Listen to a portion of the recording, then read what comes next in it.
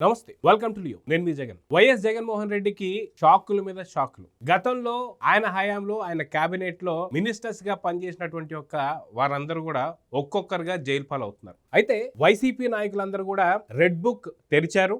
ఖచ్చితంగా నారా లోకేష్ గారు కక్షపూరిత రాజకీయాలు చేస్తున్నారని చెప్పేసి వైసీపీ మూకలంతా కూడా గగ్గోలు పెడుతున్నాయి. వాస్తవానికి నిజానికి రెడ్ బుక్ తెరుచుకుందా? నిజంగా నారా లోకేష్ గారు కక్షపూరిత రాజకీయాలు చేస్తున్నారా? కూటమి ప్రభుత్వం కక్ష సాధింపులు స్టార్ట్ చేసిందా అంటే ఎక్కడా కూడా లేదనే వైసీపీలో ఉండేటువంటి సీనియర్ నేతలు మాట్లాడుకుంటున్నారు. ఎందుకు అంటే వైఎస్ జగన్మోహన్ రెడ్డికి షాకుల మీద షాకులు ఎందుకు తగులుతున్నాయి అంటే సిదిరి అప్పలరాజుకు సంబంధించి ఆరవ్ ఎవరైతే ఉన్నారో బుల్లెట్తో గుద్ది దానయ్య అనేటువంటి యాదవ సామాజిక వర్గానికి సంబంధించిన అతన్ని గుద్ది చంపేయడం, దాని తర్వాత సాక్ష్యాలన్నింటినీ కూడా తారుమారు చేసే ప్రయత్నంలో సిదిరి అప్పలరాజు అరెస్ట్ అవడం, ఇవన్నీ కూడా చూస్తున్నాం. 14 రోజులు రిమాండ్ కూడా వేశారు. అయితే సిదిరి అప్పలరాజుకు సంబంధించి ఎక్కడైనా సరే రెడ్ బుక్ ఎక్కడైనా సరే అమలైందా అంటే నారా లోకేష్ గారు గతంలో యువగలం పాదయాత్రలో ఉన్నప్పుడే ఆయన రెడ్ బుక్ తెరిచినప్పుడు సిదిరి ఆరోకి ఫోన్ చేసి చెప్పాడా, నువ్వు పలానా రోజు నువ్వు బైక్తో గుద్ది దానయ్యని చంపేసాయి, నేను వచ్చి రెడ్ బుక్ తెరిచేసి అప్పుడు నేను అరెస్ట్ చేస్తా, మీ నాన్నని సాక్ష్యాలు తారుమారు చేయమని చెప్పు, నేను వచ్చేసి అప్పుడు మీ నాన్న అరెస్ట్ చేస్తా అని చెప్పాడా? సో రెడ్ బుక్కి ఈ ఇష్యూకి ఏమైనా సంబంధం ఉందా? లేదు. అదేవిధంగా చూసుకుంటే జోగి రమేష్ గతంలో కూడా ఎన్నో రకాలైనటువంటి అరాచకాలు చేశాడు. వాస్తవానికి నారా చంద్రబాబు నాయుడు గారి పైన దాడులు చేస్తానికి వందలాది కార్లతో ఇంటి దగ్గరికి వెళ్ళడం, అక్కడ జరిగినటువంటి ఘటన అందరికీ తెలిసిందే.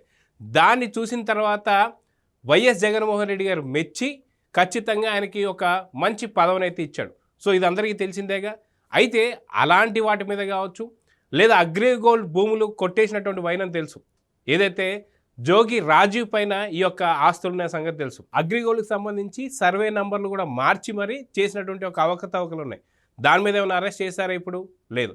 అదేవిధంగా చూసుకుంటే ములకల చెరువుకు సంబంధించి ఇబ్రహీంపట్నంలో ఆ ములకల చెరువులో నకిలీ మద్యాన్ని తయారు చేయడం, ఇబ్రహీంపట్నం తీసుకురావడం, దాని తర్వాత వైన్ షాపులు పంపించడం, తర్వాత నకిలీ మద్యం ఉందని చెప్పేసి గగ్గోలు పెట్టడం, తర్వాత అద్దెపల్లి జనార్దన్ కావచ్చు వీళ్ళందరూ కూడా తోడ్పాటుతో ఇదంతా కూడా జోగి రమేష్ చేశాడని చెప్పి తేలడం, 83 రోజులు జైల్లో ఉండడం, ఇది అందరికీ తెలిసిందే. అయితే దీనికి సంబంధించి ఏమన్నా కక్షపూరిత రాజకీయాలు గతంలో ఏమన్నా సరే నారా లోకేష్ గారు నువ్వు ములకల చెరువులో నువ్వు మద్యం తయారు చేయి, నకిలీ మద్యం దాన్ని పెట్టు, నేను రెడ్ బుక్ తెరుస్తా అన్నాడా?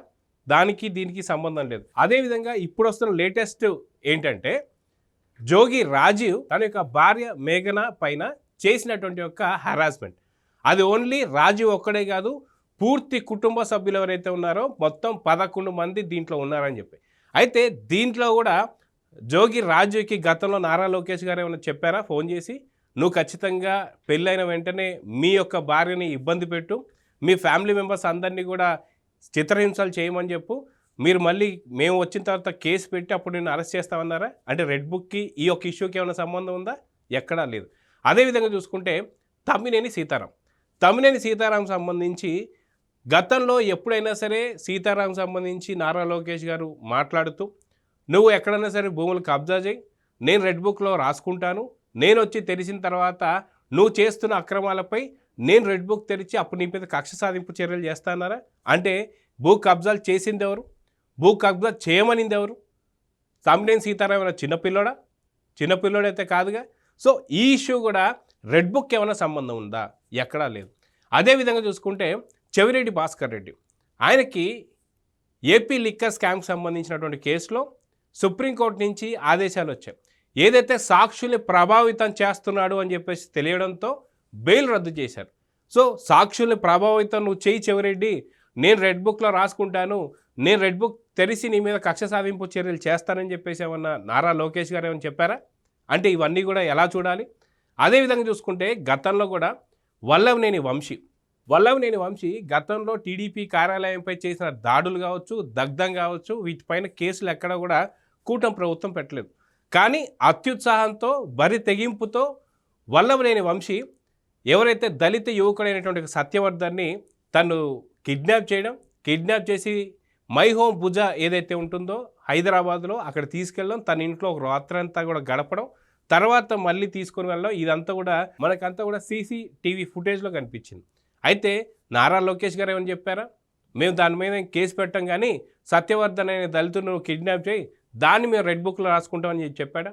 అదేవిధంగా చూసుకుంటే 2024 ఎన్నికల సందర్భంగా పిన్నెల్లి రామకృష్ణారెడ్డి గారు ఆయన ఈవీఎం బాక్స్ని నేలకేసి కొట్టి బద్దలు కొట్టాడు.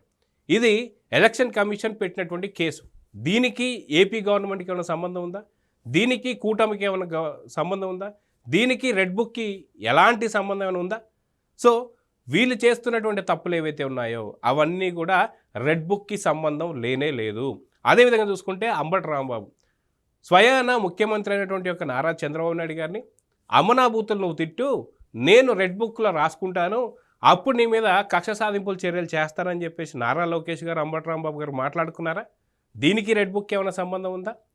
కాకాని గోవర్ధన్ రెడ్డి ఏదైతే క్వాడ్స్ మైన్స్కి సంబంధించి గతంలో తను దోచుకున్నటువంటి ఒక దోపిడీ కావచ్చు, అక్కడ ఉన్నటువంటి ఒక గిరిజనులు కావచ్చు, అక్కడ ఉన్నటువంటి స్థానికులంతా కూడా ఆ క్వాడ్స్ మైనింగ్లో బాంబులతో ఇబ్బందులు పడక వెళ్ళి కంప్లైంట్ ఇస్తే దాన్ని కూడా నారా లోకేష్ గారు ఏమన్నా సరే రెడ్ బుక్లో రాసుకున్నారా? అలా చూసుకుంటే వైసీపీ నాయకులు తమకు తాము ఇప్పుడు చేసుకుంటున్నటువంటి ఒక కొత్త తప్పులు, బరి తెగింపు, అంటే ఇంకా మా గవర్నమెంటే ఉంది, మమ్మల్ని ఎవరు ఆపలేరు అనేటువంటి విధంగా ఏదైతే చేస్తున్న వైసీపీ నాయకులు బరి తెగింపు ఏదైతే ఉందో దాన్ని వైసీపీ నాయకులే చీకొడుతున్నారు. ప్రజలందరూ కూడా కూటమి ప్రభుత్వాన్ని ప్రశ్నిస్తున్నారు. ఏమని? ఇంకా అరెస్టులు ఎందుకని జరగడం లేదని. కానీ కూటమి ప్రభుత్వం వాళ్ళందరికీ కూడా న్యాయానికి సంబంధించి వాళ్ళకి కావాల్సినటువంటి ఒక వెసులుబాట్లు అన్నీ ఇస్తున్నారనమాట. అంటే న్యాయపరంగా వాళ్ళు కింది కోర్టు కావచ్చు, హైకోర్టు కావచ్చు, సుప్రీంకోర్టు కావచ్చు, ముందే బెయిల్ అప్లై చేసుకోవడం, అక్కడ కాదు అని చెప్పేసి అన్న తర్వాతే వారు లొంగిపోవడం. ఇప్పుడు తమ్మినేని సీతారాంకి సంబంధించి కూడా ఖచ్చితంగా మీరు అరెస్ట్ అవ్వాల్సిందే, మీరు ఖచ్చితంగా పోలీసులు ఎప్పుడు పిలిస్తే అప్పుడు రావాల్సిందే అని. అదేవిధంగా తమ్మినేని నాని ఎవరైతే ఉన్నారో ఆయన కొడుకు సంబంధించి మాత్రం బెయిల్ ఇవ్వలేదు. అంటే ఈ విధంగా చూసుకుంటే వైఎస్ జగన్మోహన్ రెడ్డి గారికి ఖచ్చితంగా పుండు మీద కారం చల్లినట్టుగా చేస్తున్నారు వైసీపీ నేతలంతా. వైఎస్ జగన్మోహన్ రెడ్డి గారు గతంలో మనమే కక్షపూరిత రాజకీయాలు చేశాం, నారా లోకేష్ గారిని ఎలా ఇబ్బందులు పెట్టాం, నారా చంద్రబాబు నాయుడు గారిని FIR లేకుండా ఎలా అరెస్ట్ చేశాం, అదేవిధంగా అచ్చెన్నాయుడు గారిని ఫైల్స్ ఆపరేషన్ చేసుకున్న తర్వాత డొక్కు బండిలో పూర్తి రాష్ట్రం మొత్తం ఎలా తిప్పాం, కొల్లు రవీంద్ర గారిపైన హత్యాయత్నం కేసు ఎలా పెట్టాం, అదేవిధంగా చూసుకుంటే ప్రతి ఒక్కరిపైన చేసినటువంటి ఒక దాష్టికాలు వాళ్ళు ఇప్పుడు గుర్తు తెచ్చుకుంటున్నారు. స్వయాన ముఖ్యమంత్రి నారా చంద్రబాబు నాయుడు గారు అసెంబ్లీ సాక్షిగా మొదటి అసెంబ్లీ సెషన్లో అసలు వైసీపీ నేతలు ఎంతమంది కూటమి నేతలపైన కేసులు పెట్టారని చెప్పి అడిగితే 164 మందిలో దాదాపు 95%, అంటే దాదాపు 155 మంది పైచిలకు వాళ్ళు కేసులు పెట్టారు. ఏది కక్షపూరిత రాజకీయాలు? ఏది రాజారెడ్డి రాజ్యాంగం? ఏది రెడ్ బుక్? రెడ్ బుక్ అసలు ఉందని మీరు అనుకుంటున్నారా? నిజంగా స్వయంకృత అపరాధాలు చేసుకుంటున్నటువంటి ఒక వైసీపీ ఇప్పుడు రెడ్ బుక్ మీద తొయ్యాలని చెప్పి చూడడాన్ని ఎలా చూడాలి? వాస్తవానికి ఏపీలో జరుగుతున్నటువంటి ఒక ఈ రెడ్ బుక్ రాజ్యాంగం అని చెప్పేసి అంటున్న దాంట్లో ఎంతవరకు నిజాలు ఉన్నాయి? కామెంట్స్ రూపంలో తెలియజేయండి. నమస్తే.